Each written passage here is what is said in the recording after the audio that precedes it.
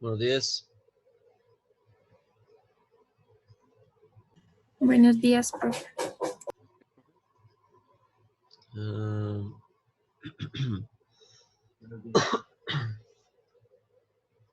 bueno, ah,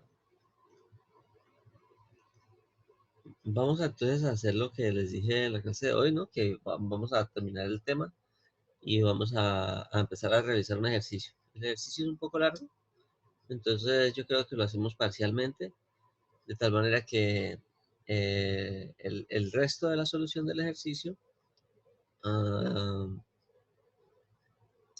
la vamos a resolver en una clase adicional. ¿Listo? La idea es que el próximo jueves iniciemos el tema nuevo para que nos quede tiempo para terminar plantas. Ah, y como les había dicho, no sé si con ustedes también conversé de esto, que vamos a hacer una clase adicional el viernes en la mañana.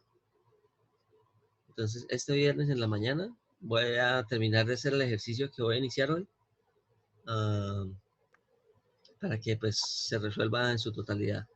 Esa clase quedará grabada, entonces no se preocupen por de pronto los que tengan clase en la mañana el viernes, ah, pueden pues asistir a la solución del ejercicio después sin ningún problema. Ah, bueno, entonces vamos a mirar eso. ¿A qué hora es la clase el viernes, profe? Vamos a hacerla temprano, vamos a hacerla, ¿qué les había dicho? A las 8. Déjenme revisar. Si yo anoto aquí.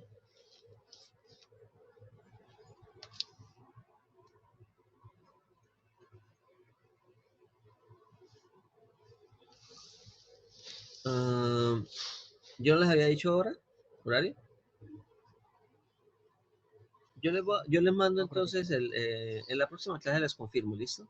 Sí, creo que con el otro grupo ya habíamos cuadrado un horario, pero en la mañana, va a ser en la mañana, el viernes en la mañana, no sé si es de 8 a 10 o de 10 a 2, voy a confirmar, pero entonces en la próxima clase yo les digo. Ah, de todas maneras, como les dije, eh, yo preferiría que fuera temprano, de 8 a 10 tal vez, porque yo el viernes tengo un viaje. Entonces, entre más temprano me desocupe, mejor. Bueno, entonces vamos a terminar el tema para, para concluir esto.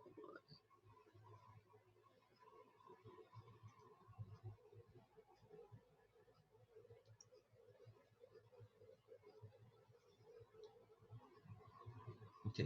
Entonces habíamos quedado aquí en el desarrollo de la primera ley para tanto para sistemas en régimen estacionario como para sistemas en sistemas cerrados, ¿no?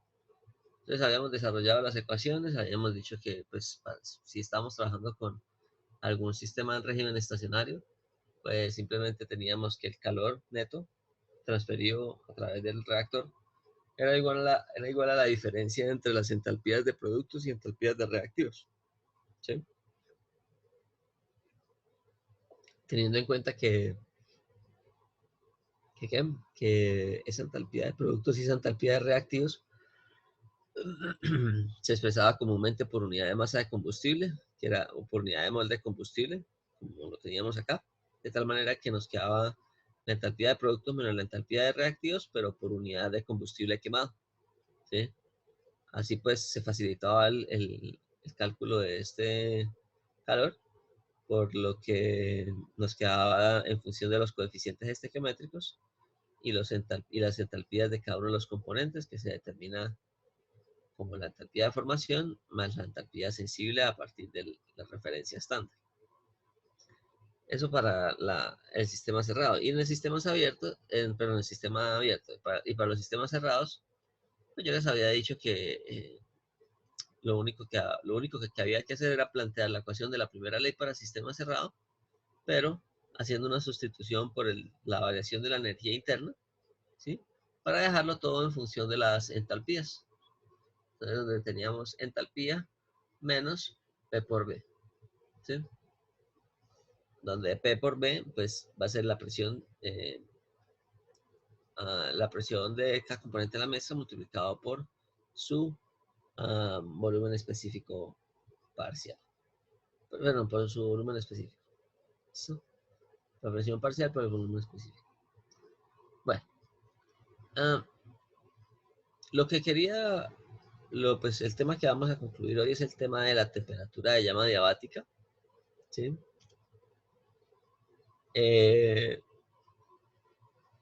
Y una vez que veamos esa parte de la temperatura de llama diabática, iniciamos el ejercicio que tengo previsto para hoy. Deme un segundo aquí. Voy a tomar mis apuntes acá.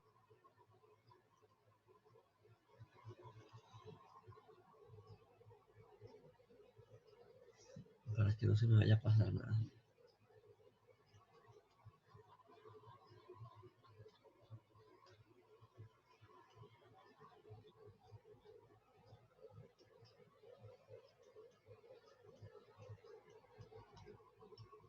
Ok.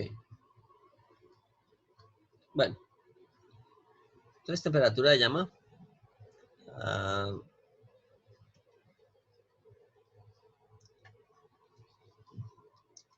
Entonces, recordemos lo siguiente. Cuando nosotros estábamos trabajando allá,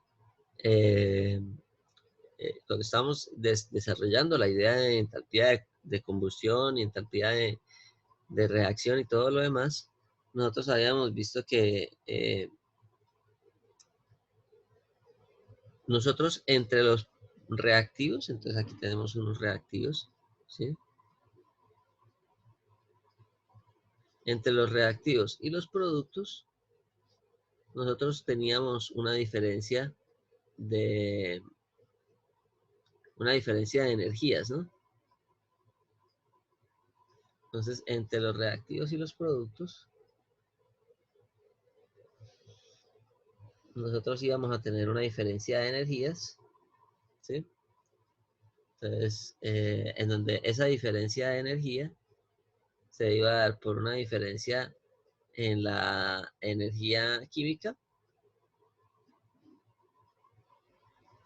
más una diferencia en la energía sensible. ¿Listo? Y que esa diferencia en la energía, ¿sí? Esa diferencia de energías, pues iba a ser equivalente a la cantidad de calor que yo fuese a tener aquí, ¿no?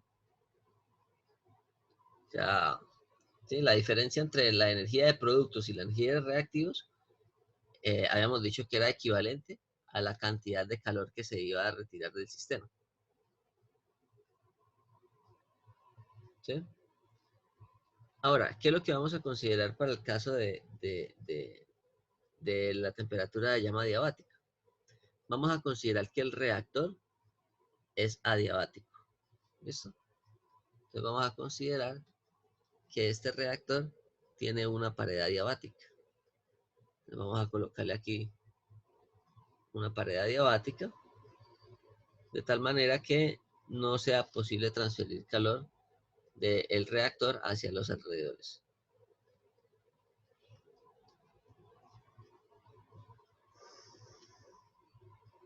Entonces tenemos aquí un aislante térmico, ¿sí?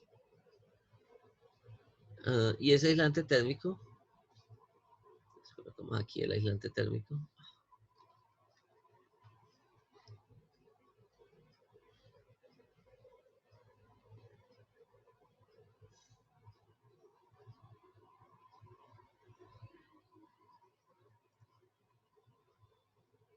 Listo.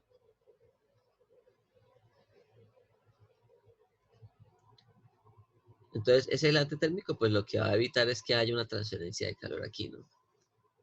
Entonces, decimos acá que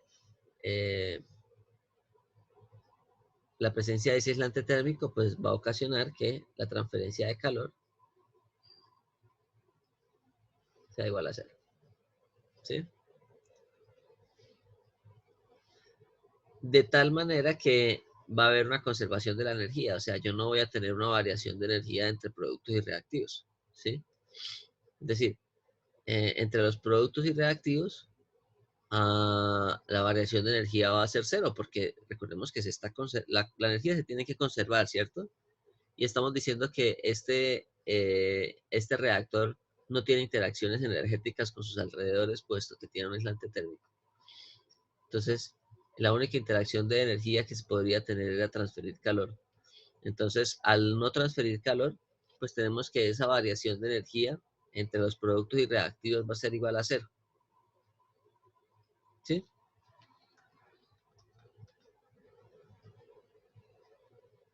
La reacción química existe, ¿sí? Pero entonces, ¿qué está sucediendo en ese caso? ¿Qué creen ustedes que va a suceder en ese caso?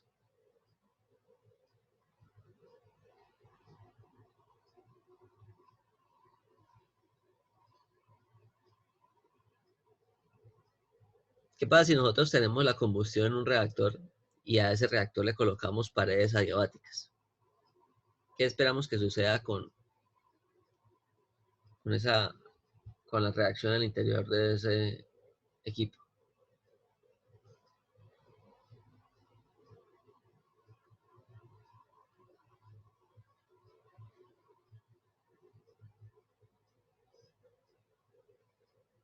Ajá.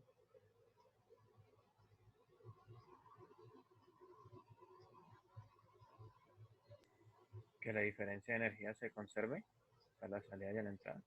Ok, ¿y eso qué quiere decir? Listo, la energía se está conservando, ¿sí? Entonces la pregunta es la siguiente. ¿Los productos tienen más o menos energía química? Consideremos que la combustión es completa. Menos, ¿Cómo? tiene menos a la salida. ¿Tienen menos? ¿Cómo? Suba aquí volumen a esto. Ya. Entonces, los productos van a tener una menor cantidad de energía química, ¿no?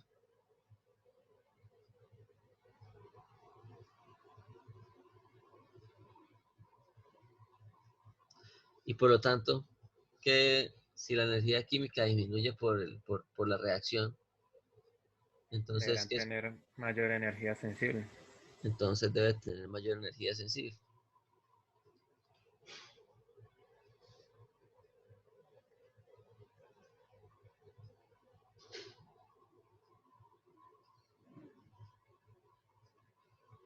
¿Sí? Entonces, ¿qué esperamos que suceda en los productos cuando el sistema es adiabático?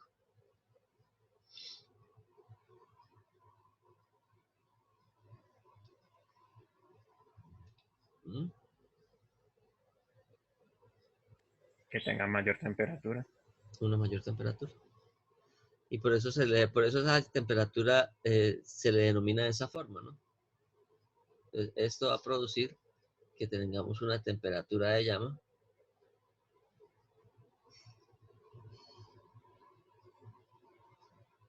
máxima,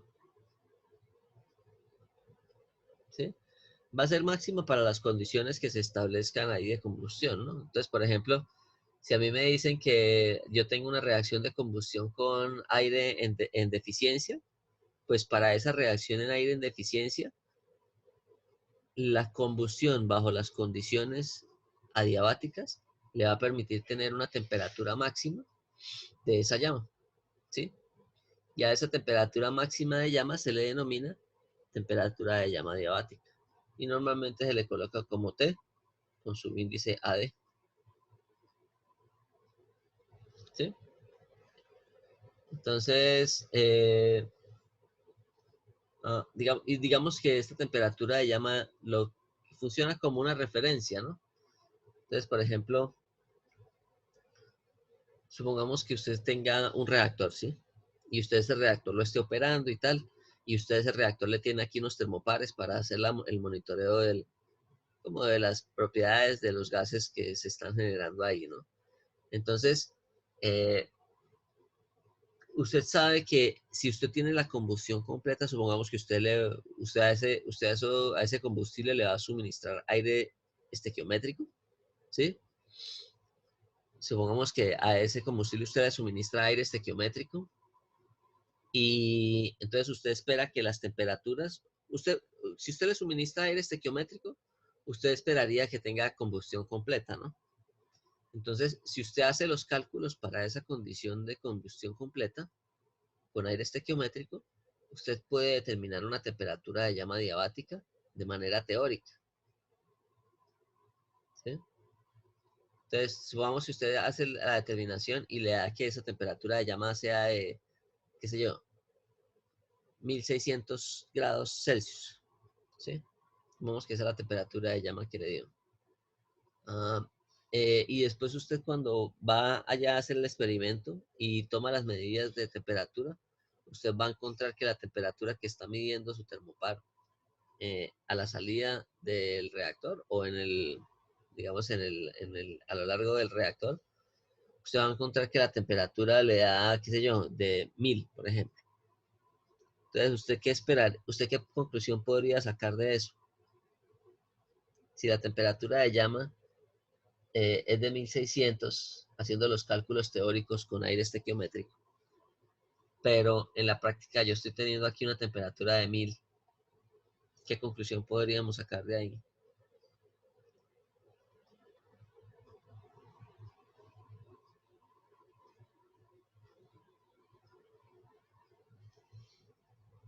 ¿Mm? Que no está sucediendo la combustión completa. Entonces, exactamente, esa indicación, pues lo que me está dando es que al haber una menor temperatura, quiere decir que hay un menor grado de conversión de energía química accesible, ¿sí? Y eso puede ocurrir porque simplemente el combustible no se está quemando en su totalidad, cosa que puede ocurrir por diferentes motivos. Puede ocurrir porque de pronto la mezcla no es una mezcla, digamos, no es una mezcla homogénea. O sea, es decir, se podría trabajar a crear unas condiciones de mezcla más óptimas para la combustión, ¿sí? Puede ser también que el tiempo de residencia en el reactor sea muy cortico, es decir, que este reactor no sea lo suficientemente grande, entonces ya es una cuestión de diseño. Ahí ya estaríamos hablando de la geometría del reactor, ¿no? Eso por ese lado. Y bueno, básicamente sería eso. Puede haber otros fenómenos como la disociación del CO2 y tal, pero digamos que eso ya no es un poco más complejo, ¿no? Es decir, fíjense que sumamos que los productos de la combustión, vamos a considerar que los productos de la combustión tuviésemos solamente CO2, ¿sí? Ahora, ¿qué es lo que sucede con el CO2? Cuando el CO2 alcanza temperaturas muy altas, como la temperatura de llama, ¿sí? Cuando el CO2 alcanza temperaturas muy altas, ¿sí? Sumamos temperaturas por encima de los 2000 Kelvin, ¿sí? El CO2 se puede disociar, ¿sí? Y la disociación del CO2 es una reacción más o menos de este tipo. El CO2 se disocia en una molécula de monóxido de carbono y en media molécula de oxígeno molecular. ¿Listo? Entonces, esta reacción es una reacción endotérmica, entonces eso haría que la temperatura disminuyera un poco también. Entonces, la disminución de la temperatura de los gases de combustión se puede dar por diferentes motivos, ¿no? Entonces puede ser simplemente que la mezcla no es una mezcla homogénea, se puede dar porque el tiempo de residencia es un tiempo muy cortico y se puede dar también por la disociación de algunos de los componentes en la cámara. Entonces, si aplicamos la primera ley para este ejercicio, pues es un sistema estacionario, entonces vamos a tener que el calor neto, que es igual a 0, o coloquémoslo en minúscula mejor, para que quede en función de los coeficientes estequiométricos. El calor neto por unidad de combustible es igual a 0 y por lo tanto es igual a la sumatoria de los coeficientes estequiométricos multiplicado por las entalpías de productos menos las entalpías de reactivos.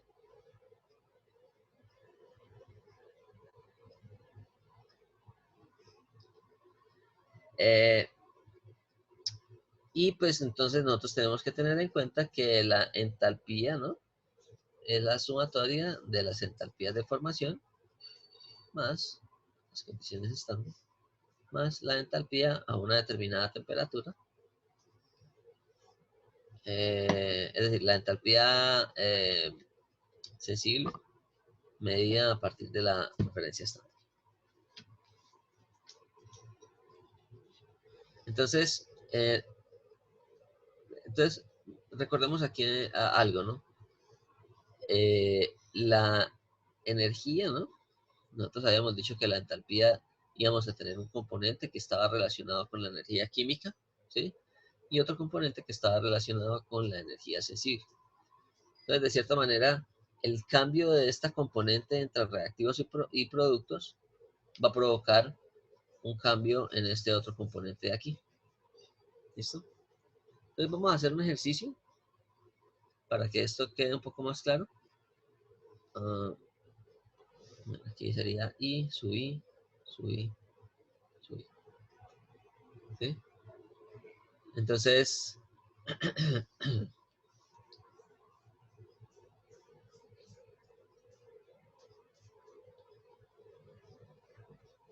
como les decía, esta temperatura de llama funciona como un valor teórico porque esta temperatura difícilmente se alcanza, ¿no? O, bueno, sí, en realidad sí es teórica, es teórica.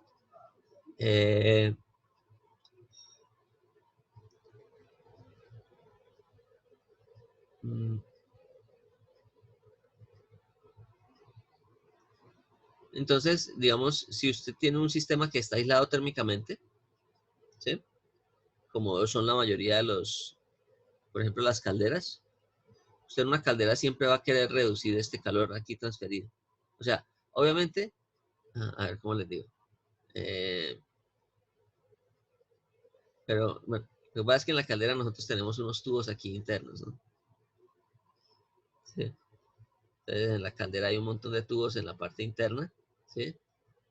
Y esos tubos, pues, por esos tubos circula agua que se va a terminar evaporando para producir vapor, ya sea vapor saturado o vapor sobrecalentado.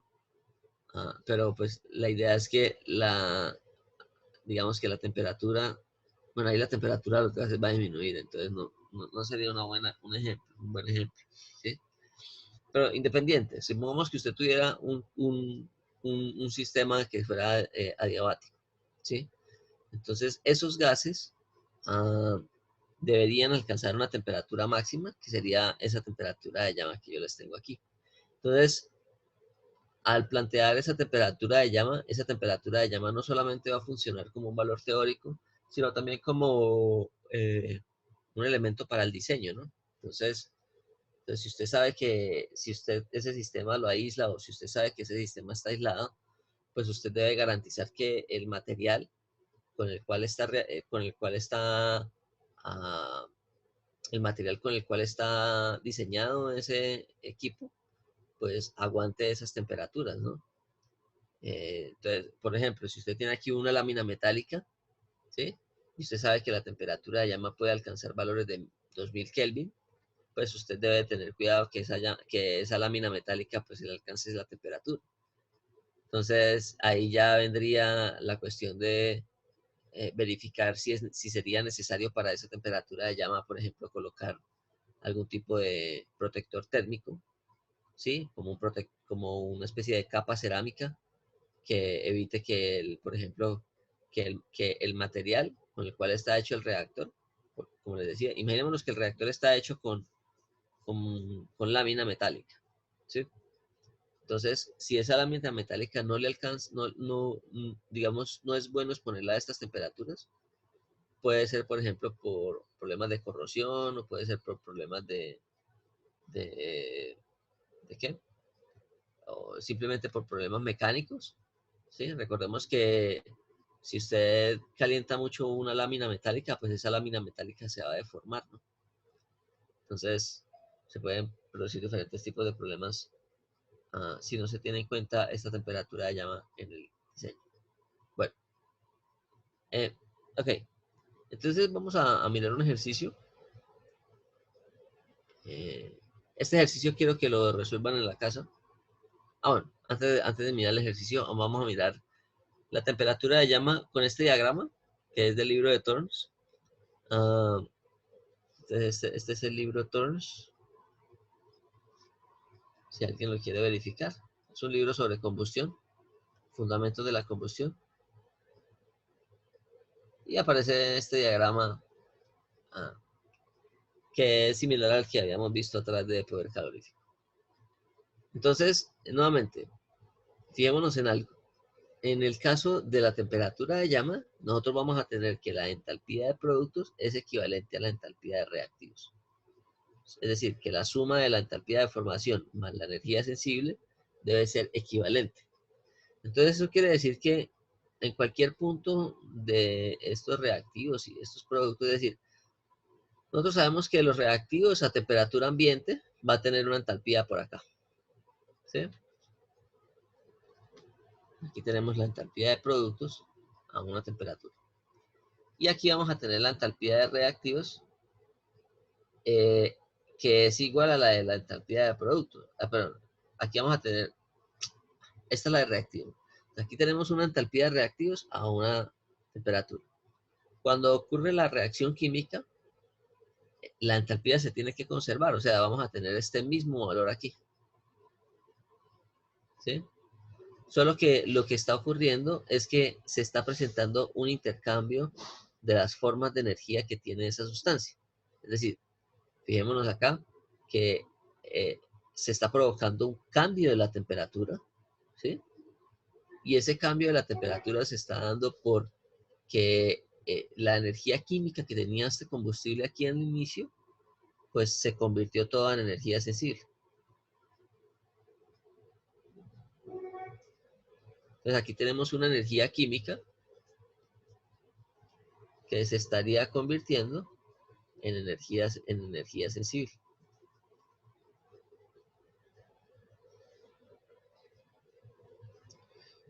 Pero que la suma de estas dos energías, pues me debe dar el mismo valor de entalpías aquí al lado izquierdo.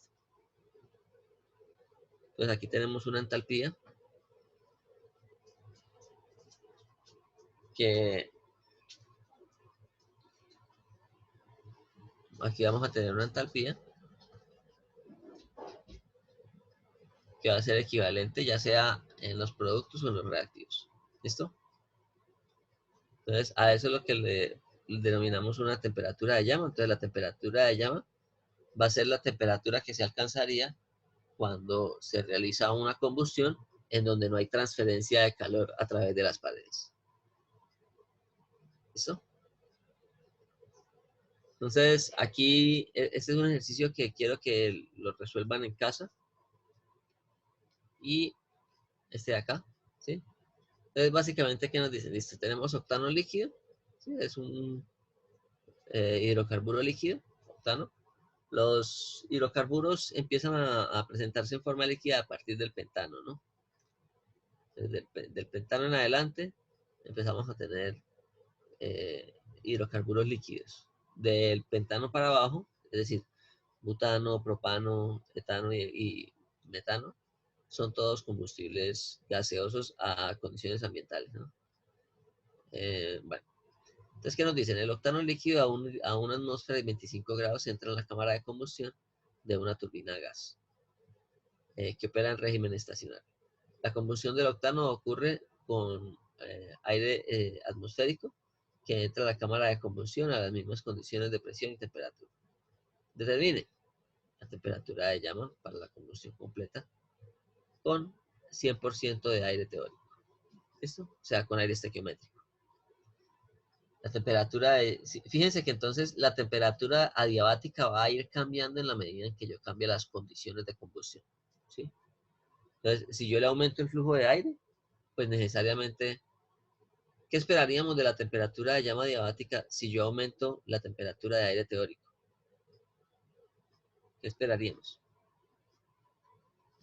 Aumentaría quizás. ¿Por qué aumentaría?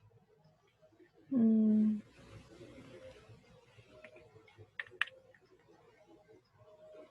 Entonces, imaginémonos lo siguiente. Imagínense que usted tiene aquí una cantidad de combustible y aquí usted tiene una cantidad de aire. ¿Listo? La combustión de estos dos va a producir un cambio de energía química a energía sensible. ¿Sí? Entonces vamos a decir que esta cantidad de aire, entonces vamos a colocar aquí tres posibilidades. Una posibilidad es que sea con el aire estequiométrico.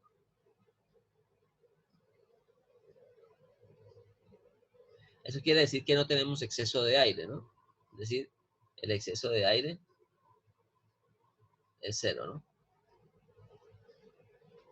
Pero tenemos entonces un 100% de aire estequiométrico.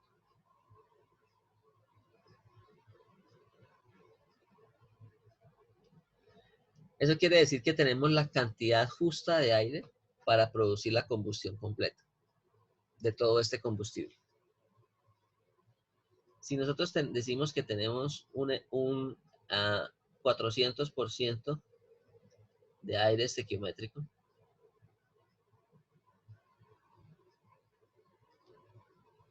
estamos diciendo que tenemos aire en exceso, ¿no? Es decir, tenemos un exceso de aire, bueno, en ese caso sería del 300%, ¿sí?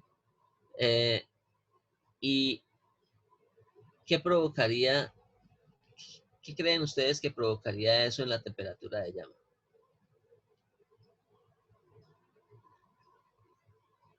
Si en el primer caso tenemos, este primer caso nos va a dar una temperatura de llama en donde se está realizando la combustión con el aire mínimo necesario para producir la combustión completa. ¿Qué pasa si yo le coloco un exceso de aire? ¿Qué esperamos que suceda con la temperatura de llama?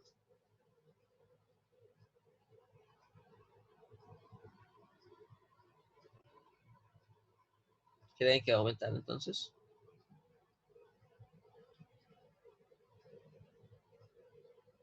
¿Se mantiene constante? ¿Disminuye?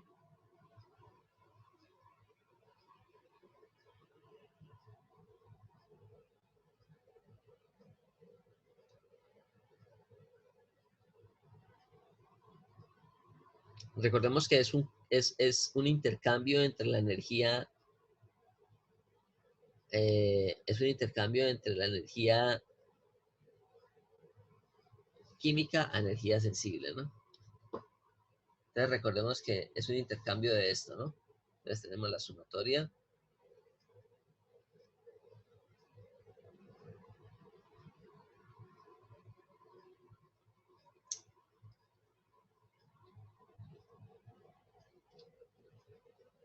Productos reactivos. ¿Listo? Entonces, ¿qué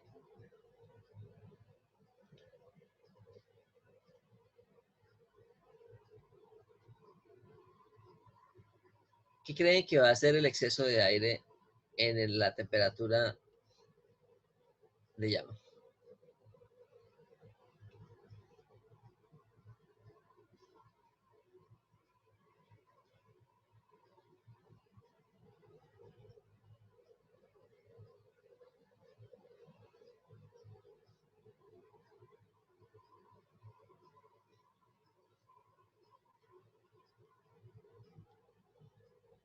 Y aquí es interesante esto porque esto le permite a uno saber, digamos, tomar decisiones también cuando usted esté operando un equipo, ¿sí?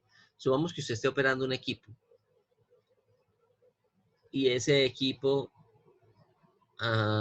esté alcanzando unas temperaturas que pueden ser dañinas para el propio sistema o para los materiales, por ejemplo. Entonces usted sabría qué decisiones tomar para reducir esa temperatura que se está teniendo en el interior de ese equipo. Entonces, una de las alternativas es aumentar el flujo de aire. Cuando usted aumenta el flujo de aire, ¿sí? Entonces volvamos aquí al reactor. El reactor va a tener una forma más o menos así, ¿no? Vamos a modelarlo como algo así, ¿no? Entonces aquí tenemos el combustible y aquí tenemos el aire.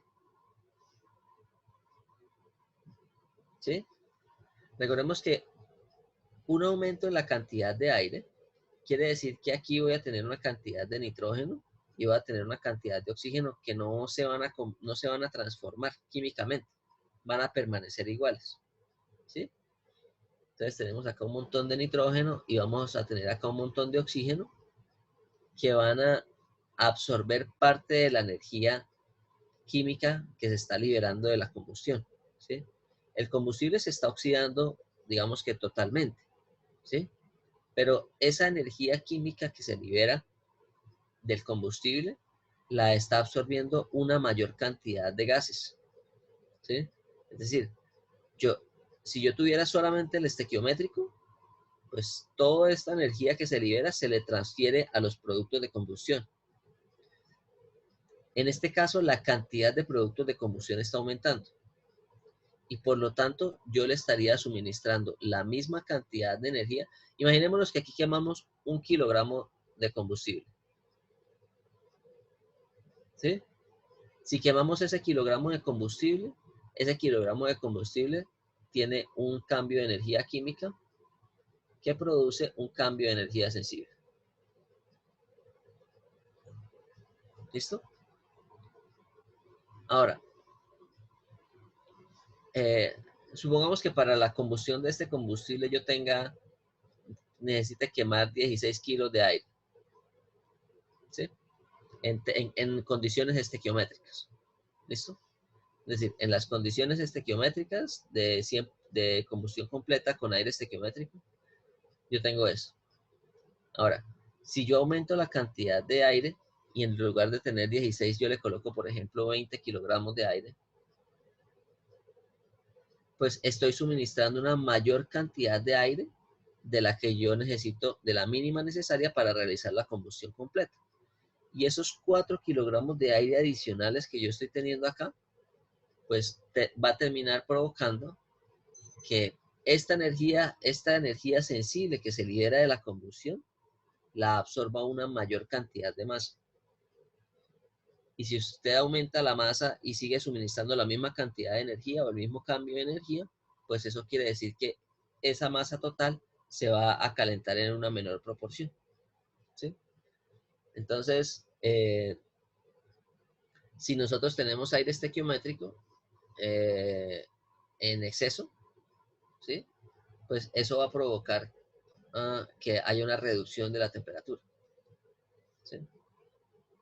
Entonces, aquí vamos a tener una reducción en la temperatura de llama adiabática. ¿Sí? Entonces, aquí vamos a tener una temperatura de llama adiabática máxima.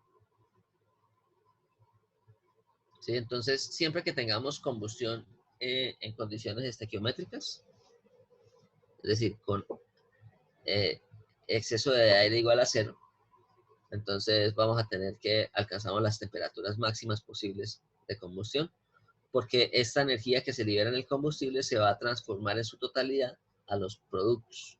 ¿Sí? Si nosotros aumentamos la cantidad de productos que vamos a tener, ¿sí?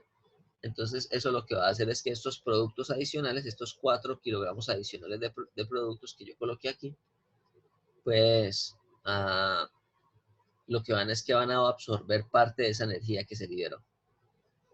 Ahora, ¿qué esperan ustedes que suceda si yo, en lugar de adicionar, esto es inventándomelo, ¿no? Estos son datos que me estoy inventando para la combustión de 1 kilogramo de un combustible X cualquiera, ¿sí? Pero yo lo que estoy diciendo es que para ese combustible se necesitan 16 kilogramos de aire para la combustión completa. Si yo tengo 20, pues puedo tener la reacción completa, pero esta energía que se está liberando, pues ya no necesita calentar únicamente los productos de la combustión, sino 4 kilogramos adicionales de aire. ¿Listo? Bueno, ¿Qué esperan ustedes? Bueno, y al haber unos 4 gramos adicionales de aire en los productos, pues eso reduce la temperatura. ¿Qué esperarían ustedes si ahora yo hago la combustión con 12 kilogramos de aire?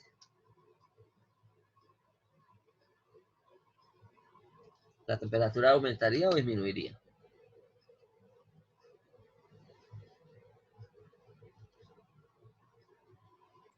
Aumentaría. ¿Por qué? Pues porque ahora como hay menos masa del combustible, pues toca distribuir la temperatura con menos masa, ¿no? Pues, profe, yo creo que disminuiría también, pero, o sea, sí pasaría, creo yo, lo que dice el compañero, pero por cuestión de la combustión, pues ya no va a haber tanta energía química, ¿no? De pronto no fui lo suficientemente claro. Vamos a fijar el flujo de combustible. Vamos a decir que el flujo de combustible sigue siendo 1 kilogramo. ¿Sí? Vamos a decir que aquí vamos a suministrar 1 kilogramo de combustible y vamos a ir variando el flujo de aire. ¿Sí? Entonces, nosotros sabemos que si nosotros tenemos condiciones estequiométricas para la combustión completa, ¿sí? Con aire 100% estequiométrico, entonces tendríamos 16 kilogramos de aire. Nosotros ya sabemos que si aumentamos esa cantidad de flujo, tendríamos una disminución en la temperatura de llama, por lo que estaríamos de cierta manera diluyendo los productos, ¿no? Entonces, los productos de la combustión como tal van a ser los mismos, ¿sí? Solo que al tener un exceso de aire, pues voy a tener una cantidad de aire que va a pasar de los reactivos a los productos y que no se va a ver alterada químicamente. Como no se ve alterada químicamente, lo que está robando es parte de la energía química que se libera de la combustión. No es que la esté robando, es que simplemente esa energía química que se libera en la combustión completa, pues ahora la tiene que distribuir en una mayor cantidad de masa. Y como tiene una mayor cantidad de masa, pues va a hacer que se caliente menos. Ahora, ¿qué sucedería si yo tengo una cantidad de aire por debajo del aire estequiométrico? ¿Qué ocurriría?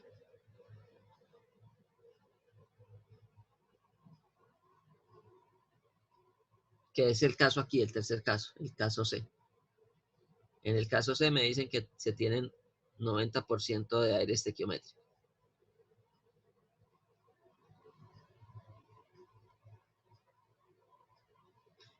Es decir, tenemos deficiencia de aire. ¿Qué esperaríamos que ocurra?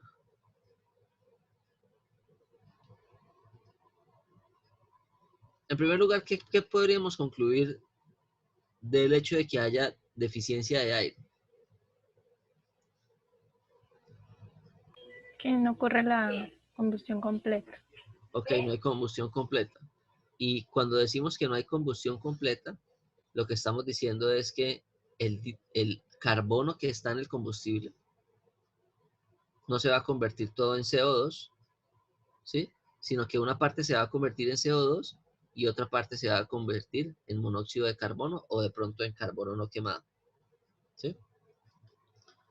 Entonces, ¿qué esperaríamos que ocurra con los gases de combustión? Si el cambio de energía química no se está dando en su totalidad. Porque recordemos que cuando decimos combustión completa, que es el caso que teníamos aquí arriba, es que el carbono se convierta todo en dióxido de carbono. En el caso de exceso de aire, también estamos diciendo que el carbono se convierte todo en dióxido de carbono. ¿Sí? ¿Qué sucedería cuando nosotros no tenemos un cambio de energía química total? ¿Qué pasaría con la temperatura de la llama?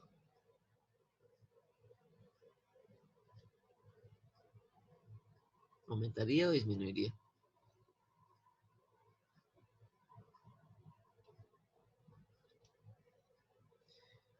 Aquí solamente estamos haciendo el análisis del sistema, ¿no? Entonces yo quiero que cuando terminemos, pues, es decir, yo quiero que este ejercicio lo resuelvan aplicando esta ecuación, ¿sí?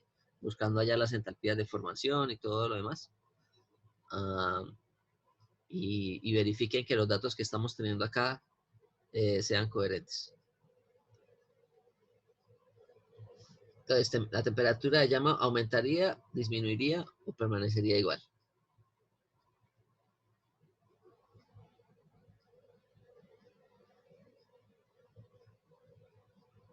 Disminuiría, ¿no? ¿Y por qué disminuiría?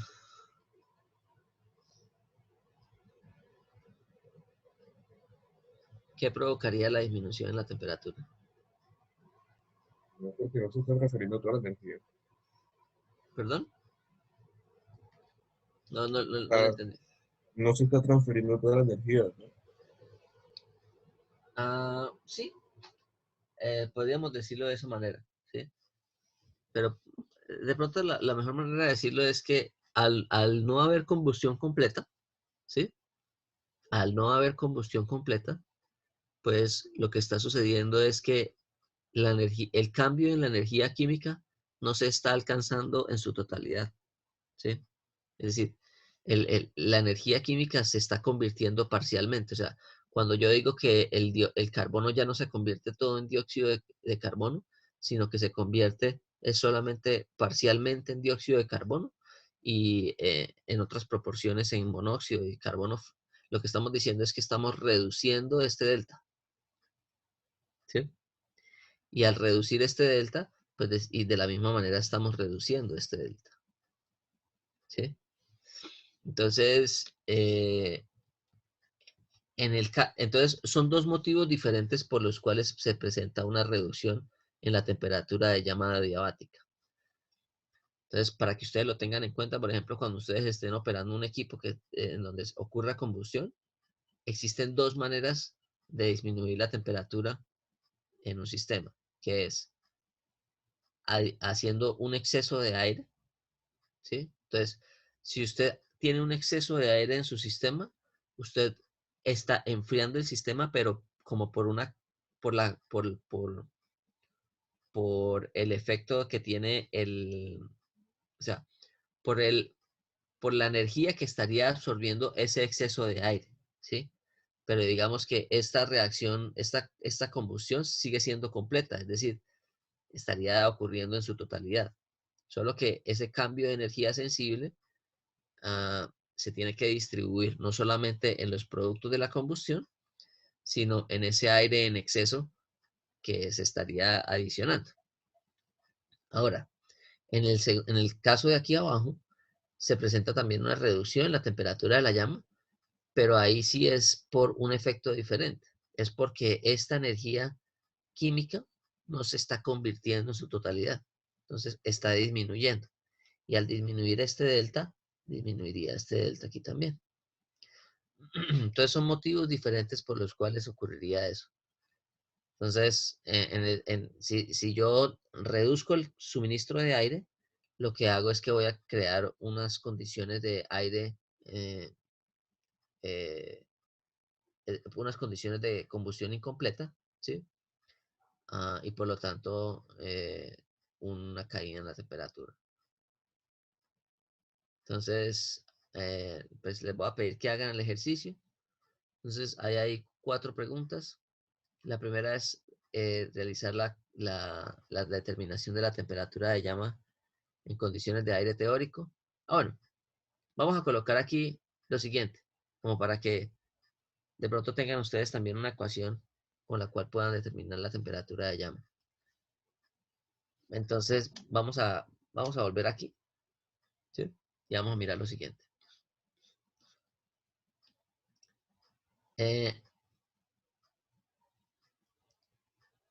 Recordemos entonces que nosotros tenemos aquí una sumatoria de n sub i multiplicado por el h sub i, ¿no? Pero entonces ese h sub i sería el h de formación en las condiciones estándar más una diferencia de entalpías entre una temperatura T y una referencia estándar, ¿no? Para cada uno de los productos. Bueno, entonces recordemos que esto de aquí es una energía. Esto de aquí vendría siendo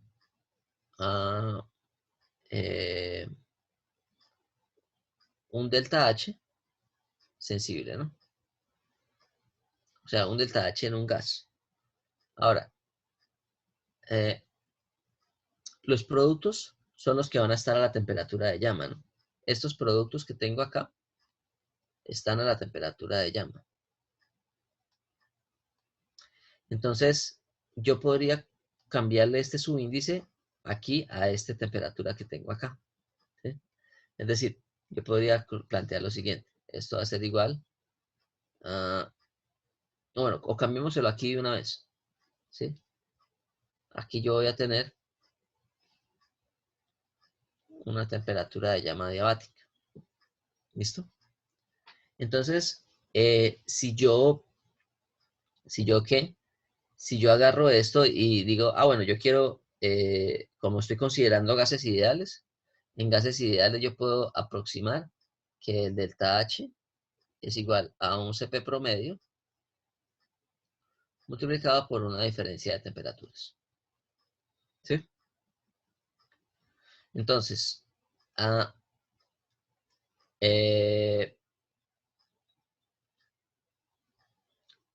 entonces yo podría ir de esta manera despejando las temperaturas, ¿sí? Yo podría llegar a la siguiente ecuación. Entonces, bueno, obviamente esto sería equivalente aquí a la sumatoria de N sub I por el H de reactivos. ¿Sí? A ese no lo voy a desarrollar así completo como este de acá, porque no me interesa, ¿sí? Lo que me interesa aquí es esta temperatura de llama. Entonces, vamos a reescribir esto, entonces nos quedaría que la sumatoria de N sub I, y vamos a empezar a separar aquí esto, ¿no? Vamos a separar aquí la sumatoria de N sub I por HFI, ¿sí? Vamos a dejarlo como un componente aquí aparte, más la sumatoria de N sub I por CPI, ¿sí? Que multiplica a la temperatura de llama diabática menos la temperatura de referencia estándar. Y esto va a ser igual a la sumatoria de N sub I por H sub I de reactivos. ¿Sí? Todo esto es de productos y todo esto de reactivos. Bueno, entonces fijémonos en algo. Este delta T va a ser equivalente o sea, este delta T va a ser el mismo para todos los gases, ¿sí? Es decir, todos los gases van a estar a la misma temperatura de llama. O sea, yo no voy a tener un gas que esté a una temperatura diferente de otra. Entonces, este delta T va a ser una constante, ¿sí? Y al ser una constante yo lo podría sacar de esta sumatoria. Entonces, al final me quedaría lo siguiente. Me va a quedar, si yo paso esta sumatoria, este término lo paso al otro lado entonces coloquemos aquí que esto es de productos, ¿sí? Y esto va a ser aquí de productos, ¿sí? Entonces, si yo reacomodo términos, ¿sí? Yo podría expresar lo siguiente. Yo podría expresar que esto es la sumatoria de N sub I por CPI. O ya dejémoslo todo, ya despejemos la temperatura de llama directamente.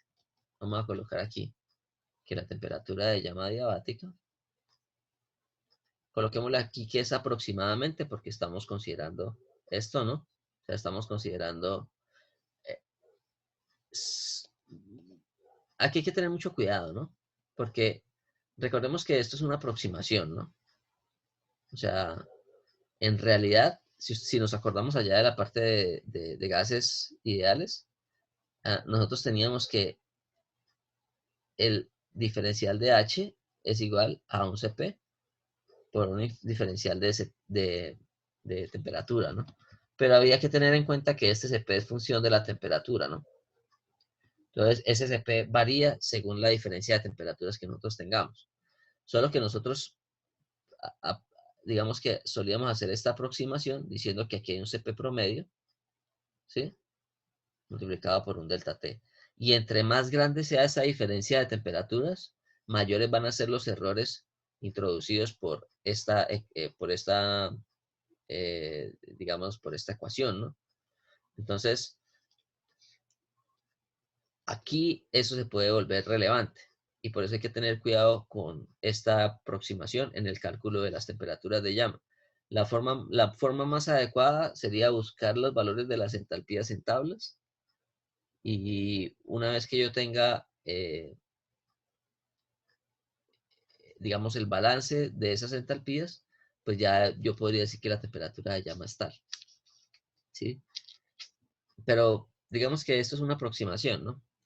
Porque, nuevamente, recordemos que la temperatura de referencia es 25 grados y una temperatura de llama puede ser fácilmente 1500 grados. Entonces, una diferencia de 1500, casi 1500 Kelvin, ¿sí? Pues puede ser bastante significativo en el cálculo de los CPs, ¿no? Sobre todo. Bueno, entonces, si nosotros despejamos de acá, pues vamos a tener que la temperatura de llama es equivalente a la temperatura de referencia estándar, ¿sí?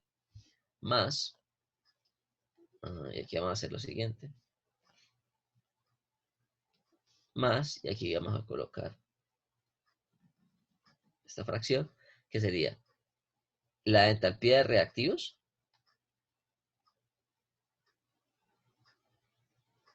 ¿sí? Recordemos que este H es este de aquí arriba, ¿no? Es decir, H de formación más el delta H de los reactivos. Aquí, menos la entalpía de formación de los productos,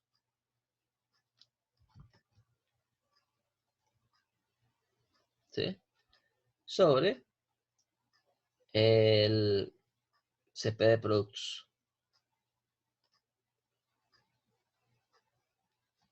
¿Listo? Molar, ¿no? Molar. CP molar. Porque está multiplicando por el número de moles. Entonces, de esta manera tenemos una expresión para el cálculo de la temperatura de llama diabática que es aproximada.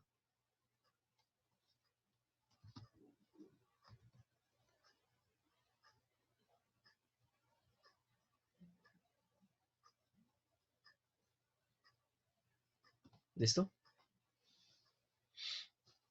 Entonces, ahí para que lo tengan en cuenta en los cálculos.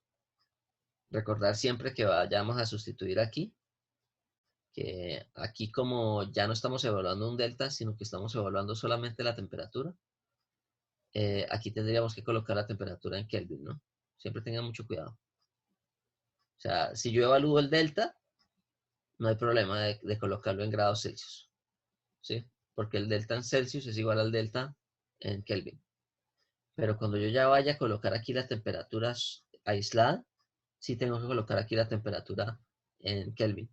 Porque si yo a la temperatura en Kelvin le sumo todo, si yo le coloco aquí en Celsius, por ejemplo, y en Celsius le sumo toda esta fracción, me va a dar un valor diferente a si yo coloco aquí la temperatura en Kelvin. Y recordemos que estas ecuaciones siempre son con temperaturas en Kelvin. Entonces tenga mucho cuidado con esto. Eso es para determinar la temperatura de llama diabática en Kelvin. De manera que esta temperatura tiene que estar en Kelvin también. Entonces, cuidado. Bueno, entonces vamos a mirar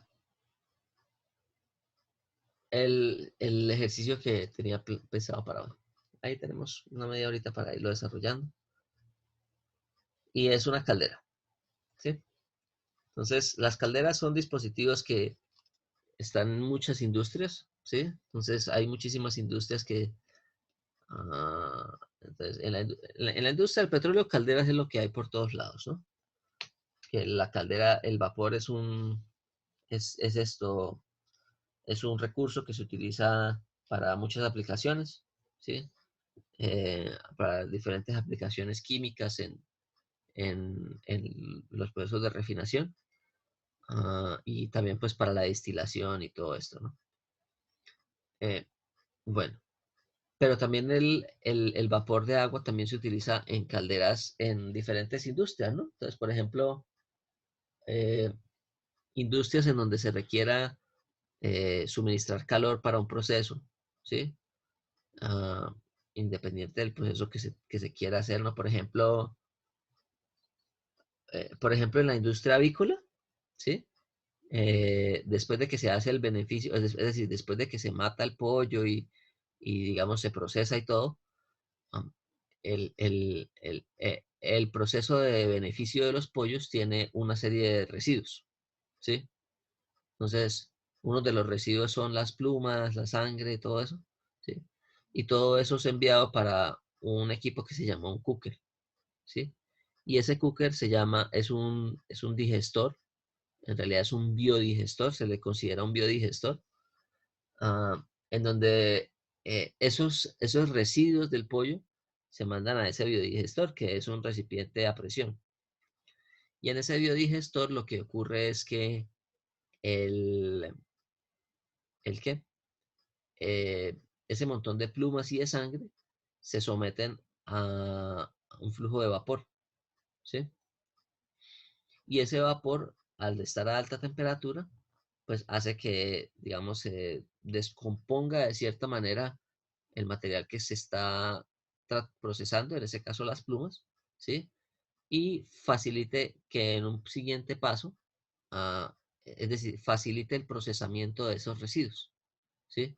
Cuando se somete a vapor las plumas, especialmente las plumas, pues se vuelven más frágiles, se vuelven más fáciles de procesar. Y al final, pues con eso terminan es produciendo el propio concentrado que se utiliza para los pollos. Un poco oscura la historia, pero ah, así es esa industria. Esa es una industria supremamente donde se recicla todo, ¿no? Pero entonces, estas calderas son las calderas que conocemos como calderas pirotubulares, en donde los gases de combustión están pasando por una serie de tubos, por la parte interna de los tubos, y por la parte externa de los tubos teníamos nosotros eh, el agua, ¿no? Entonces, no sé si por aquí, así, fíjense. Estas son las calderas que yo les decía ahorita, sí, son calderas pequeñas comparadas con las de generación de potencia, que son gigantescas, que son estas que tengo acá, ¿sí? O sea, comparar una caldera de estas con una caldera de estas es, ¿sí? Entonces, sumamos una caldera de estas, eh, una persona parada al lado de una caldera de estas, pues depende del tamaño de la caldera. Hay calderas de estas grandes y calderas de estas pequeñas, pero usted puede tener una caldera en donde usted llega hasta más o menos a esta altura, ¿sí? Esta es la altura de un humano, ¿sí? O puede ser un poco más pequeño, o puede ser un poco más grande, ¿sí?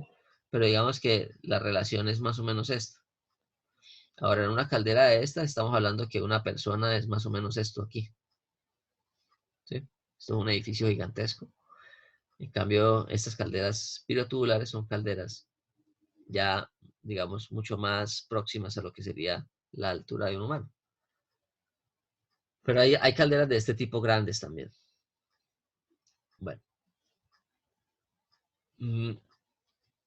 Entonces, como la caldera es uno de los elementos más, es más, o sea, es un dispositivo mucho más presente en las diferentes industrias que existen. Entonces, la industria, por ejemplo, la industria ¿del qué? La industria cervecera también utiliza calderas. Es decir, existen muchas industrias. Entonces, vamos a mirar qué nos dice este ejercicio. Nos dice lo siguiente. Una caldera piloto experimental opera en régimen permanente utilizando aire atmosférico seco precalentado para quemar el gas natural. Entonces, nos están diciendo que estamos precalentando el aire atmosférico, ¿sí? Entonces, eso quiere decir que el aire va a llegar a la cámara de combustión, en donde se mezcla con el combustible, a una temperatura diferente a la temperatura ambiente, ¿sí? Entonces, y que lo que estamos quemando es gas natural. Nos están diciendo que la composición molar del gas natural es esta que aparece aquí, es decir, tenemos 88% metano, 10% etano y 2% propano. ¿Listo? Entonces, aquí en esta llama que tenemos acá, tenemos gas natural más aire precalentado.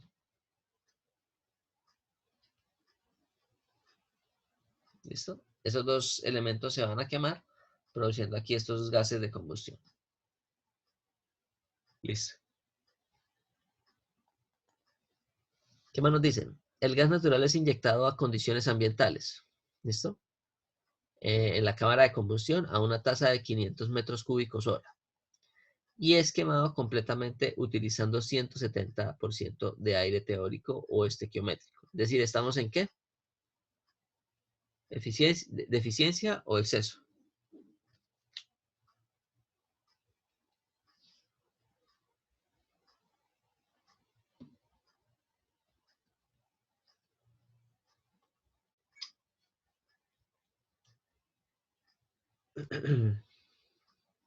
En exceso. Tendríamos exceso de aire, ¿no? Entonces, ok, entonces nos están haciendo condiciones de exceso de aire. Entonces ahí nos dicen que ignorando las pérdidas de calor y los efectos asociados a energía cinética y potencial, es decir, desconsideremos los dos delta de energía cinética, los delta de energía potencial, y desconsideremos cualquier pérdida de calor en las tuberías, ¿sí? O sea, cualquier pérdida de calor en las tuberías que no sea con el agua que está aquí, ¿no? Porque recordemos que en la caldera, aquí tenemos un montón de agua, ¿no? Entonces vamos a colocarlo aquí más bien con el marcadorcito para que quede mejor. Entonces, en una caldera, todo esto que aparece aquí es agua, ¿no? Todo esto es agua, todo esto es agua. ¿Sí? Y aquí lo que está produciendo es una cantidad de vapor en la parte superior, ¿sí? En estas tuberías también tenemos agua. Y aquí en la parte de abajo también tenemos agua. ¿Sí? Entonces, el agua, digamos que está presente en cada uno, en la parte externa de los tubos. ¿Me escuchan? Sí, señor. Ah, profe, escucha bien, sí. Ok. Ya. Es que se me apagó pensé que se me había trabado el computador. Ok. Entonces, esto que tenemos aquí es el nivel de agua, ¿no? En las calderas el nivel de agua nunca debe estar por debajo de los tubos, ¿sí? Eso es una condición crítica, es una condición bastante peligrosa. Entonces, cuando se presenta, normalmente las calderas tienen visores, en donde ustedes pueden tienen diferentes medidores. Usted puede tener ah, visores que le permiten mirar, digamos, en qué punto está el nivel de agua, o simplemente instrumentos para medir el nivel de agua. De hecho, déjenme busco aquí. Hay un canal bueno sobre calderas en YouTube que se llama Boilerware. Déjenme de pronto busco aquí algo y les muestro algunos de los instrumentos que se utilizan.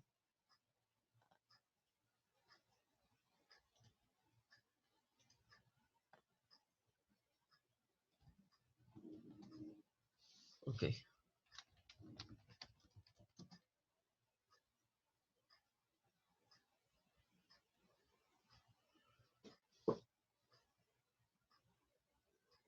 Ellos suelen hacer videos, digamos, de manera frecuente sobre calderas, porque pues el tema de calderas es un tema bastante,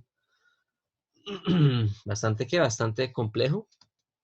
O complejo no, es un tema bastante extenso, ¿sí? Porque en las calderas son dispositivos que implican, eh, digamos, muchísimos análisis, no solamente análisis técnicos, sino también análisis de calidad del agua, análisis de esfuerzos, porque son recipientes que se tienen que diseñar bajo presión. Entonces, y como son recipientes que se diseñan bajo presión, son recipientes que deben tener todas las garantías de seguridad, ¿no? Entonces, si usted no garantiza las condiciones mínimas de seguridad en, en una caldera, pues podría llegar a tener inclusive catástrofe, ¿no? Una explosión de una caldera es algo bastante grave, bastante peligroso.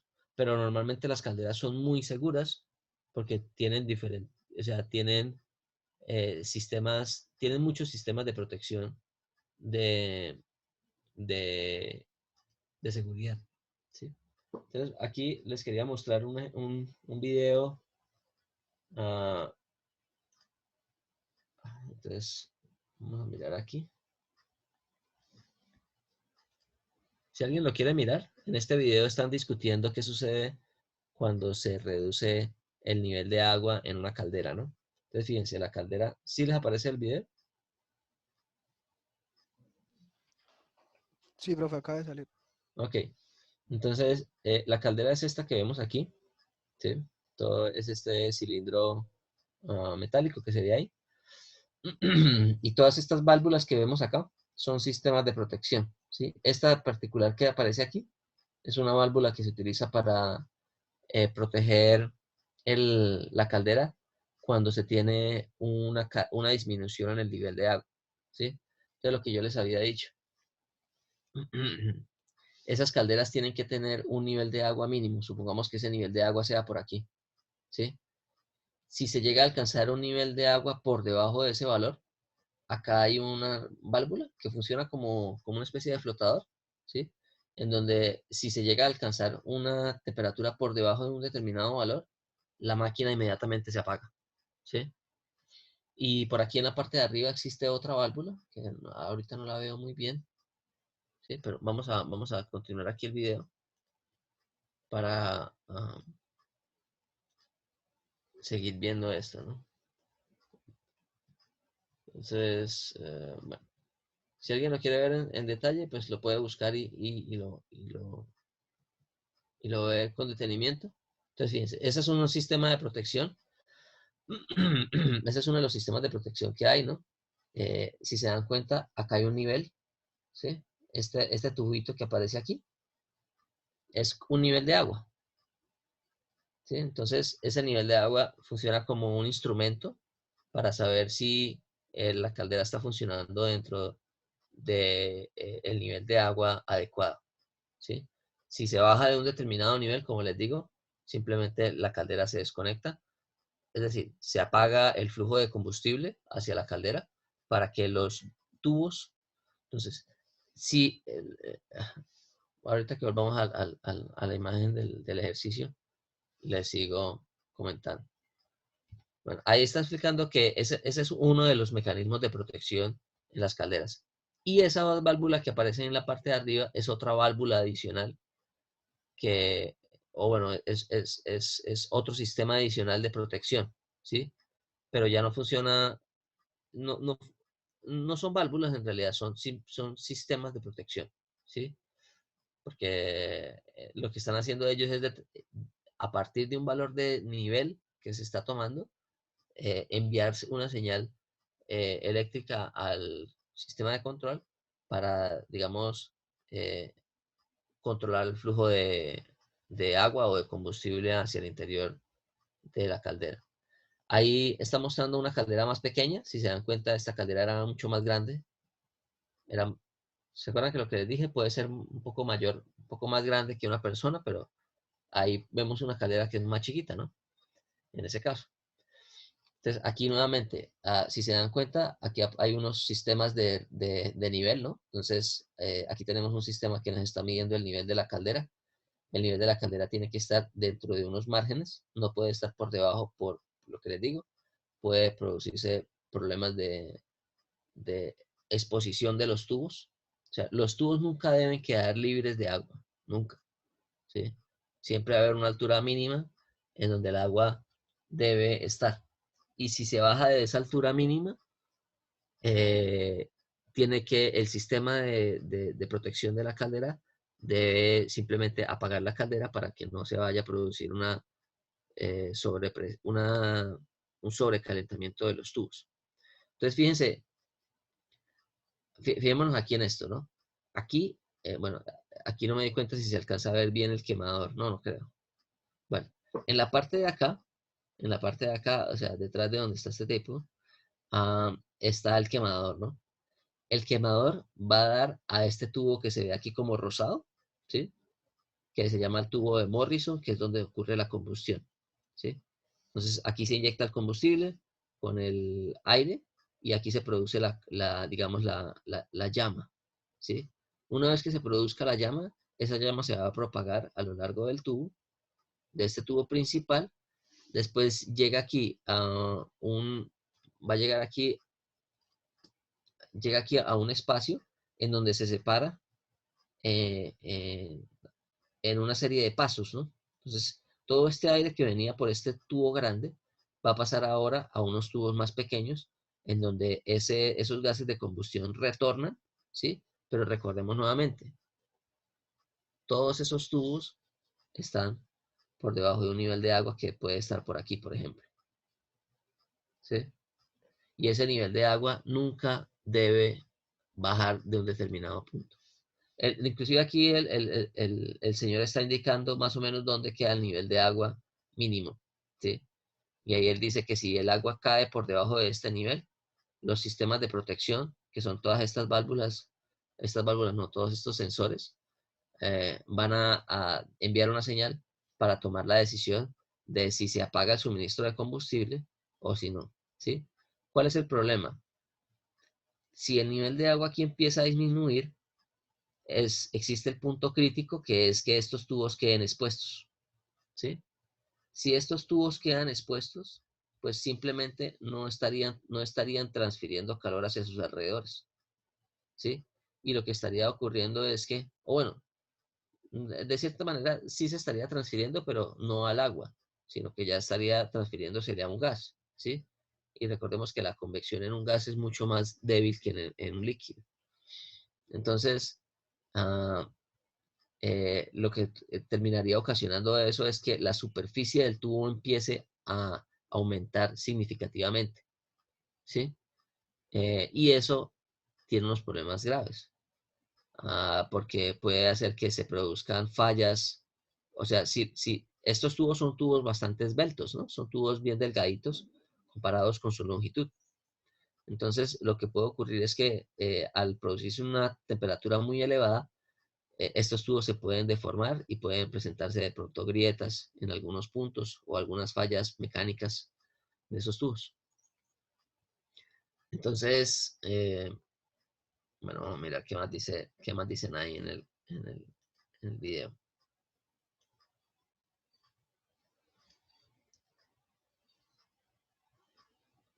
Ahí sigue hablando ahí sigue hablando sobre los sistemas de seguridad.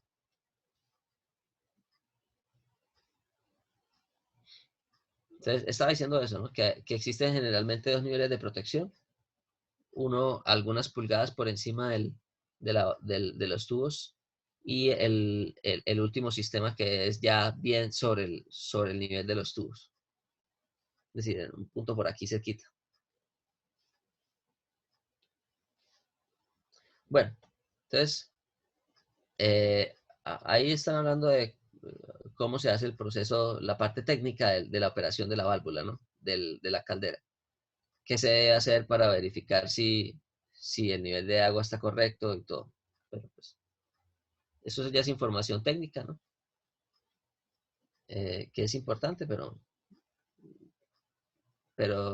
lo que les digo, es muchísima información, ¿sí? O sea, todos los componentes de una caldera, ah, eh, digamos, son componentes hidráulicos, hay componentes hidráulicos, hay cosas mecánicas que son importantes, ¿no? Como les decía, a esto se le llaman recipientes a presión, ¿sí? Y existen todas unas normas para lo que tiene que ver con cómo se hacen las soldaduras de estas láminas, cuál es el espesor de las láminas, qué tipo de esfuerzos se están provocando en estas calderas. Entonces, pues, pero bueno, lo que nos queremos enfocar aquí en este curso es en la parte de la combustión. Solo ahí les quería mostrar, era más o menos cómo era una caldera de ese tipo.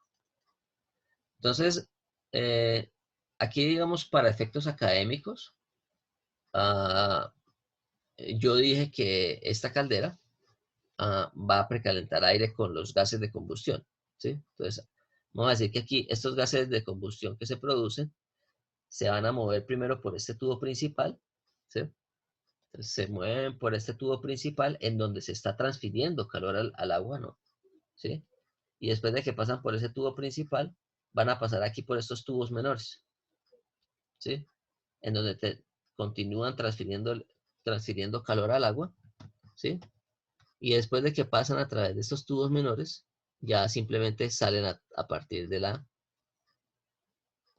o bueno, ya no se les va a transferir más energía al agua, sino que van a pasar ahora por un precalentador de aire, ¿sí? Entonces aquí tenemos es un precalentador de aire. Pues la idea es, como les decía, yo lo hice así más para efectos académicos. Normalmente lo que se tiene aquí es un economizador, ¿sí? O sea, en lugar de tener un precalentador de aire aquí, lo que comúnmente se tiene aquí es un economizador, que es un precalentador, pero no de aire, sino de agua. O sea, el agua que se le suministra aquí a la caldera, generalmente es un agua que viene ya precalentada, ¿sí? Y viene precalentada para que, digamos, aquí no vaya a haber un choque térmico tan grande. Entonces, ¿qué nos dice el ejercicio? Determine la relación aire-combustible real en kilogramos de aire por kilogramo de gas natural. ¿Listo? Entonces, lo primero que nos piden es la relación aire-combustible. Lo segundo que nos piden es la temperatura de aire precalentado a la entrada de la caldera. Es decir, aquí en 3, en el estado 3 que aparece aquí, nos están dando la temperatura de los gases de combustión que yo la voy a modificar. ¿Listo? Vamos a modificar esta temperatura y vamos a modificar esta temperatura que me parecen que están un poco excesivos. ¿Listo? Vamos a decir aquí que la temperatura de los gases de combustión a la entrada en el precalentador de aire estaban 767. 787. Vamos a bajarla a... vamos a colocarla aquí en 487. Y aquí coloquémosla a 367.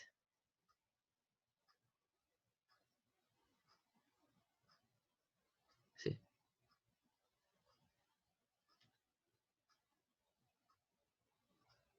¿Listo? Vamos a cambiar esas temperaturas de ahí.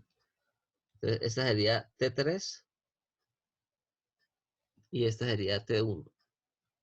Y vamos a mirar qué sucede si hacemos eso. T4 sería 4.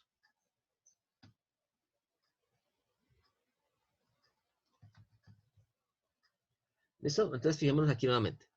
Recordemos, aquí hay un sistema, acá hay un quemador, ¿no? Ventilador quemador, por aquí en el gas natural por un tubo y por aquí viene el aire por otro tubo. ¿Listo? Aquí se mezclan los dos y se queman en la cámara de combustión.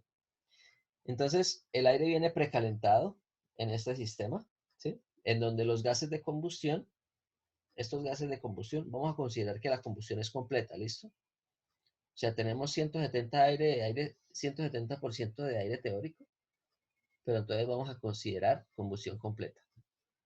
Aquí no lo coloqué, ¿no? Ah, no, sí, es quemado completamente. Completamente. Entonces ahí ya nos dicen que es combustión completa. O sea, CO2, el carbono se convierte todo en CO2 y el hidrógeno se convierte todo en agua. ¿Listo? Bueno. Ok, entonces procedamos al primer ítem. Ítem A.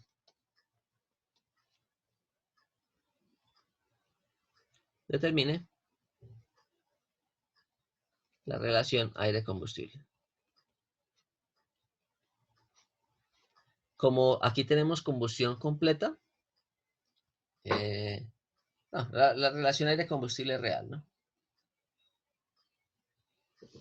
Bueno, entonces recordemos que la relación aire-combustible real implica determinar primero, ¿cuánto sería la estequiométrica en condiciones de combustión completa con aire estequiométrico, ¿no? Entonces, lo primero que tenemos que decir es la composición del combustible. Composición del gas natural, que es nuestro combustible. Nos están diciendo que es 88% metano, 10% etano y 2% propano. Es decir, este gas natural está constituido por... Vamos a colocarlo aquí como fracciones molares, ¿listo? O sea, es decir, una mol de metano sería 0.88 moles, perdón, una mol de gas natural sería 0.88 moles de metano, 0,10 moles de etano y 0.02 moles de propano. ¿Por qué yo hice de esta manera? Hice esto de esta manera, porque la suma de estas moles que tengo aquí me va a dar una mol de gas natural. Y aquí viene una cuestión que sí ya es digamos, de preferencia, ¿sí? A mí me parece mejor siempre hacer los análisis de combustión para una mol de combustible. Me parece que facilita el cálculo, ¿sí? Pero ustedes podrían hacer, por ejemplo, la combustión para 100 moles de combustible. Es decir, en lugar de colocar aquí 0,88, 0,10, 0,02, podrían haber colocado 88, 10 y 2. La suma de todas esas moles daría 100 moles de combustible, ¿sí? Lo cual está correcto. Pues solo que ahí los cálculos ya no serían para, la estequiometría no sería para una mol de combustible, sino para 100 moles de combustible. Pero como les digo, eso es de cada uno. Entonces, yo prefiero trabajar con mol de combustible. A mí particularmente me parece que es más fácil. Entonces, ¿eso qué quiere decir? Que cuando yo voy a hacer la relación estequiométrica, o sea, cuando yo voy a hacer la reacción de combustión, yo voy a tener aquí el combustible. Vamos a colocar aquí el combustible que sería 0.88 CH4 más 0.1 C2H6 más 0.02 C3H8. ¿Listo? Eso sería mi combustible.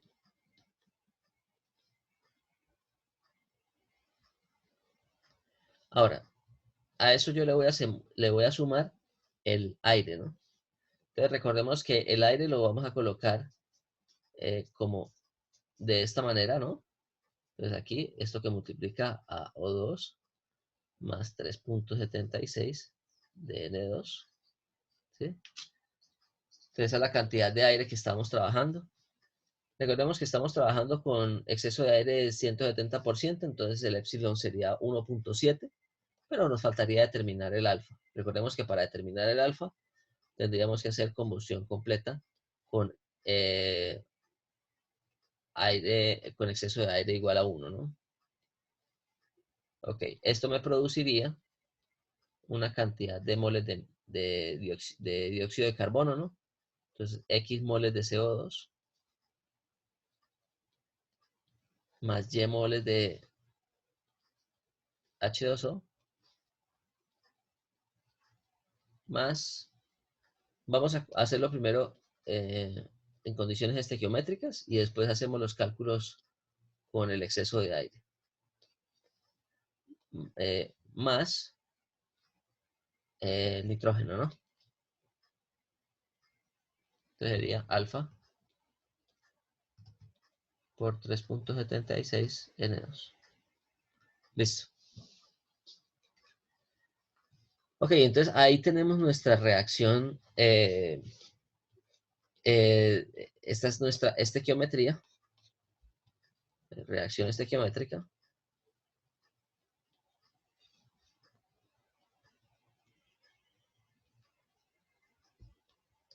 Con aire teórico. Es decir, con el aire mínimo necesario para garantizar la combustión completa. Ok, entonces recordemos que siempre que nosotros planteamos las ecuaciones o las reacciones estequiométricas, básicamente lo que queremos resolver con esas reacciones estequiométricas es el balance de masa, ¿sí? Entonces, el balance de masa en reacciones químicas no es más que hacer un balance entre cada uno de los elementos que se están viendo involucrados en la reacción, ¿sí? Entonces, empecemos por el carbono, ¿no? Entonces, en el caso del carbono, pues tenemos que empezar a colocar cuántos carbonos hay en reactivos y productos. Entonces, aquí tenemos 0.88 carbonos aquí, en el caso del metano. En el caso del propano tendríamos 2 por 0,1, ¿no? 0.1 por 2. Más, en el caso del propano tendríamos 0.02 por 3. Y eso sería igual a X. ¿Cuánto daría eso? O sea que X es igual a ¿cuánto? 1,14. 1,14. Listo. Ya tenemos ahí el coeficiente estequiométrico para el carbono, ¿no? O para el dióxido de carbono aquí. Ahora, si hacemos ahora el mismo procedimiento, pero para el hidrógeno, nosotros vamos a tener aquí, entonces sería 0.88, pero ahora sí lo multiplicamos por 4, más 0.1 multiplicado por 6, más 0.02 multiplicado por 8, ¿sí? Número de hidrógenos en cada una de las moléculas que constituyen el combustible. En el aire pues no hay hidrógeno, entonces no hay problema. Y eso sería equivalente, o sería igual a 2 veces Y, ¿no? Aquí tenemos 2 hidrógenos en esta molécula, a 2Y. De tal manera que Y sería igual a ¿cuánto? Daría esa operación. 0.88 por 4, más 0.1 por 6, más 0.02 por 8. 4.28. Eso da Pero ya solamente daría 2.14. 2.14. Ok, ahí ya dividido por Sí, 2, señor. ¿no? 2.14. Sí, señor. Listo. Entonces ya tenemos el coeficiente estequiométrico para Y, ya tenemos el coeficiente estequiométrico para X, ¿sí? Y recordemos que, bueno, entonces ahora nos falta el oxígeno y la idea es que este oxígeno nos va a dar cuál es el valor de alfa, ¿no? O sea, cuánto es la cantidad de aire que estamos necesitando para realizar esa combustión bajo esas condiciones. Entonces, fijémonos que en nuestro combustible no tenemos oxígenos, ¿no? Aquí no hay ningún oxígeno. Por ejemplo, si tuviéramos un alcohol, ¿sí? Si estuviéramos quemando, por ejemplo, etanol, el etanol sí tendría aquí un oxígeno, entonces habría que considerarlo en el balance. Entonces, aquí básicamente tendríamos 2 alfa, ¿sí? 2 alfa sería igual a, aquí tendríamos 2x más y, ¿sí? Y por lo tanto, la cantidad de aire estequiométrico o el coeficiente estequiométrico para la combustión completa con aire teórico sería ¿cuánto? Entonces sería 2 por 1.14 más 2.14 dividido en 2. Daría 2, algo también.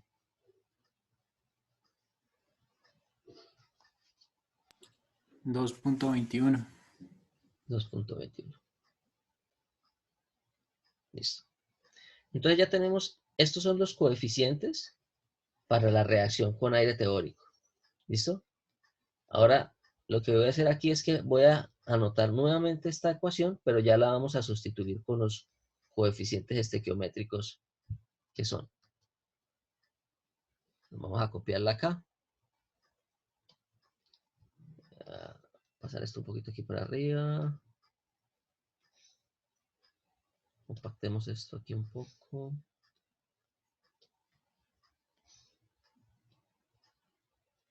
Ahí está bien. Bueno, Entonces vamos a colocar aquí, esta es la reacción con aire teórico.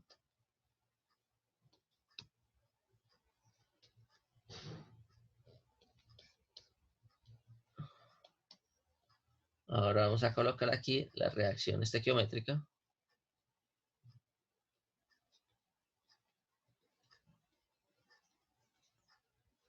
Con exceso de aire.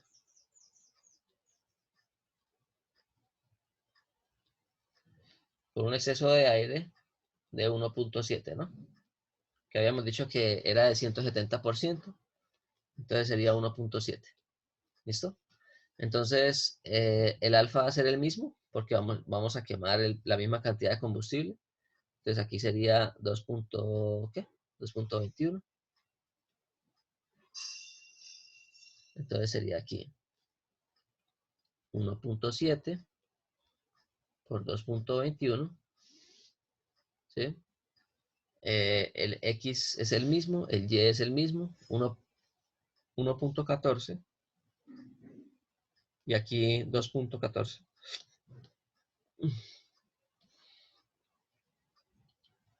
¿2.14 era?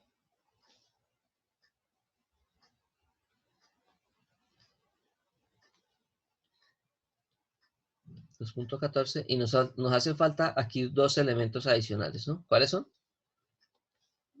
Como tenemos exceso de aire, ¿qué deberíamos colocar? Adicional a estos que tenemos aquí.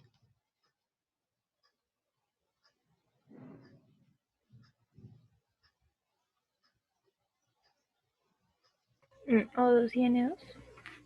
El N2 está aquí, ¿no? Nos falta el O2 El aquí. O2. Sí. ¿Sí? Entonces, aquí para el O2 le vamos a asignar un valor Z por ahora, o coloquémoslo aquí. Si hacemos el balance para el oxígeno, vamos a colocar aquí el balance del oxígeno. Pero aquí el balance del oxígeno va a ser para determinar el coeficiente estequiométrico del O2. ¿Sí? Es decir, aquí vamos a tener 1.7, que es el exceso de aire, multiplicado por el aire estequiométrico, que es 2.21. ¿Sí? Vamos a multiplicarlo aquí por 2. Eso daría igual a 1.14 por 2, que sería el de aquí, el CO2. 1.14 por 2. O yo lo podría haber colocado de la siguiente manera, para que no quede así solo con números y quede, digamos, genérico. Entonces sería aquí, epsilon por alfa por 2 es igual a 2x más y más, vamos a colocarle aquí que este sea un z, ¿no? Que sería aquí 2 por z. De tal manera que z sería ¿cuánto? ¿Sí? Z sería el coeficiente estequiométrico aquí. Z, que sería el coeficiente estequiométrico de los dos.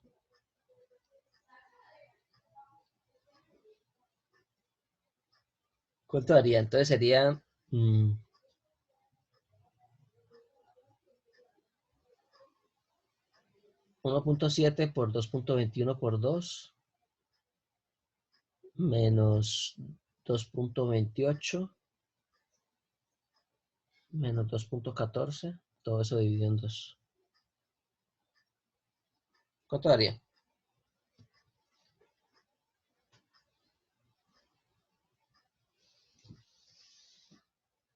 Entonces, esto aquí es epsilon, esto aquí es alfa, esto aquí es x, esto aquí es y, y esto aquí es z.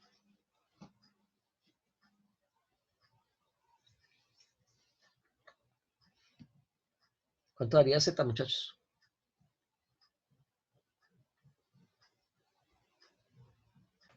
¿1.54? ¿Seguro? No sé, déjenme reviso. A mí también me da 1.54.7. Ah, listo, entonces debe dar eso. Punto tanto.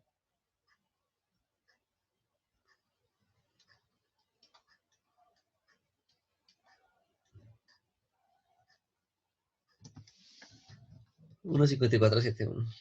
Correcto. Vamos a dejar ahí por hoy.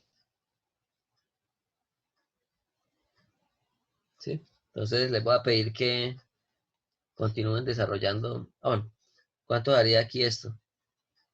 Que sería epsilon por alfa por 3.76.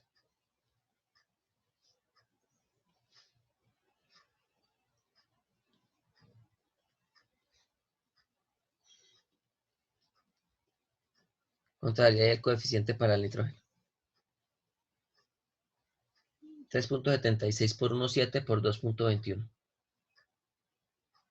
Bueno, aquí creo que lo tengo por acá. Creo que da 14, algo. 14.12, profe. 14.12, listo. Entonces ahí ya tenemos balanceada la reacción de combustión para la combustión del gas natural, que es el combustible que estamos trabajando, con un exceso de aire del 170, ¿qué? Con un aire estequiométrico de 100%, 170%, ¿listo? O con un exceso de aire de 1.7. Entonces, vamos a dejar ahí por hoy, muchachos. Nos vemos en la próxima clase. Recuerden, el próximo jueves iniciamos tema nuevo y el viernes terminamos de concluir este ejercicio. ¿Listo? Listo, profe. Bueno, muchachos, quedamos así. En la próxima clase les digo en qué horario sería la clase. Vale, profe, gracias. Bueno, nos vemos. Chao, pues. Chao, profe. Gracias. Chao. Hasta luego, buen día. Chao, igualmente.